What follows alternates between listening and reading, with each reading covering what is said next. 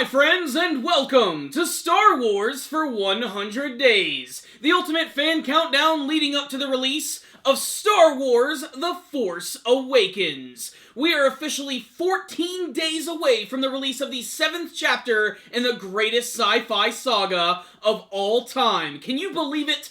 2 weeks away from the brand new Star Wars movie. I can barely control my excitement. Before we move on to the bigger characters, my review of all the original 6 Star Wars movies, a few top 10 videos, I wanted to discuss what is probably the most consistent characters that have ever appeared in the Star Wars franchise. Not only have they always appeared in the Star Wars movies, but all of the spin-offs, and always voiced by the same people. I'm talking about the 2 most famous robots in cinema history, R2-D2 and C-3PO.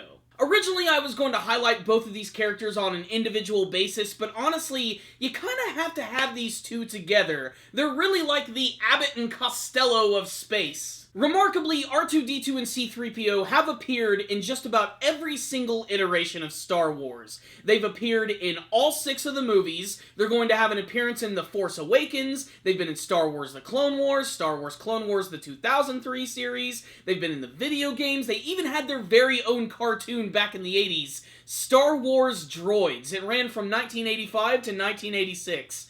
Check it out if you want a good laugh. And speaking of laughs, that's the whole point of R2-D2 and C-3PO in the first place. They're basically the comedic value. And they're not forced like Jar Jar Binks. Except for that one scene in Attack of the Clones where they were in the droid factory, just try to pretend that never happened. Strangely enough, what's so unique about R2-D2 and C-3PO is that in the original Star Wars films, they were sort of playing the role of the viewer. We were sort of going along with them on this journey and seeing everything through their robotic eyes. And as the films went on, they constantly kept getting into even more dangerous situations. In fact, let's sort of break down some of the famous moments from both of these characters.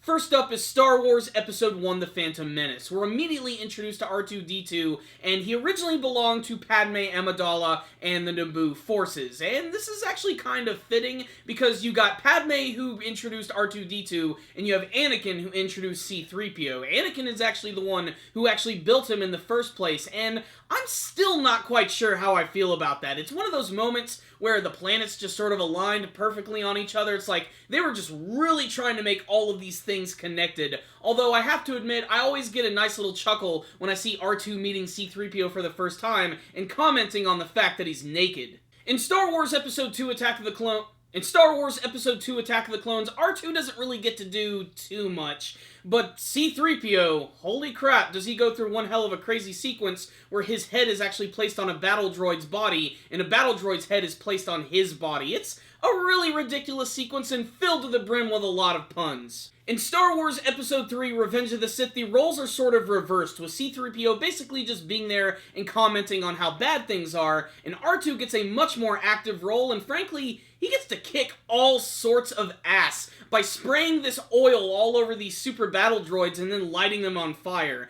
This was the first moment where you realized, well, you really shouldn't mess with R2. He'll mess you right up. And this was also the movie where they started to give him a little bit more of a personality. I love the scene where he is screaming, running down the halls where he slams right into the wall. That scene always makes me laugh.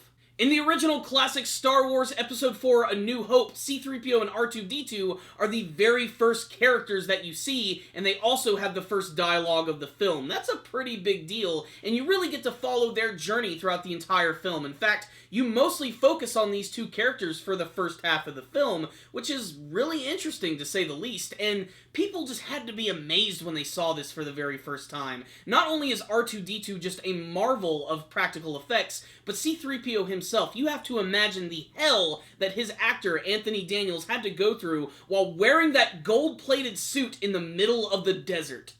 They also played a very crucial role in saving Princess Leia, as well as the destruction of the Death Star.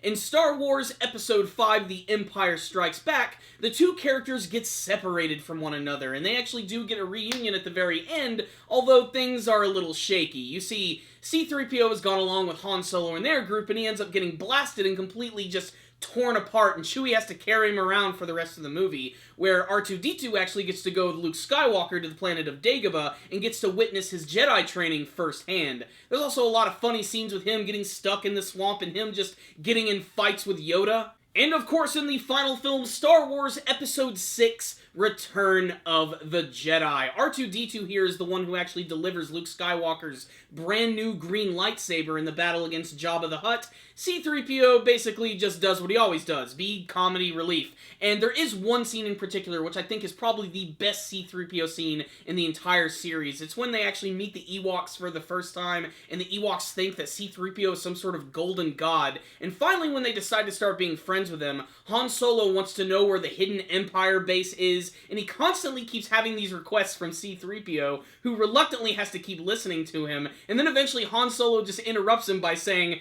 "What are you doing, man? I haven't got all day." And C-3PO does this amazing double take, which you'd think that a droid wouldn't do that, but his personality is so defined. And that's, again, what's so interesting about these characters. They're droids with extreme personality, with R2-D2 being the fun-loving, adventurous one, with C-3PO being the uptight, kind of like Butler-esque character. That's the way he's always come across as me. But when you put them together, they really are perfect. Laurel and Hardy, Bebop and Rocksteady, Mario and Luigi, they got nothing on R2-D2 and C-3PO.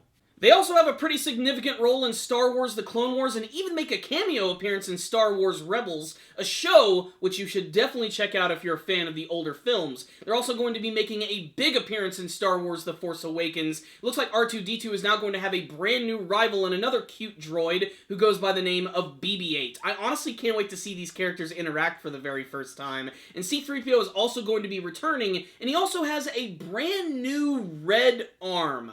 I'm not really sure what's up with that. I don't even know if they're going to explain it. It wouldn't be the first time that he's gone through some changes. In fact, C-3PO has gone through the most aesthetic changes of all the characters in the series. He started out as just like this weird droid frame, then he got this like dirty, rusty look, then he became gold with a silver leg, and now he's gold again with a red arm.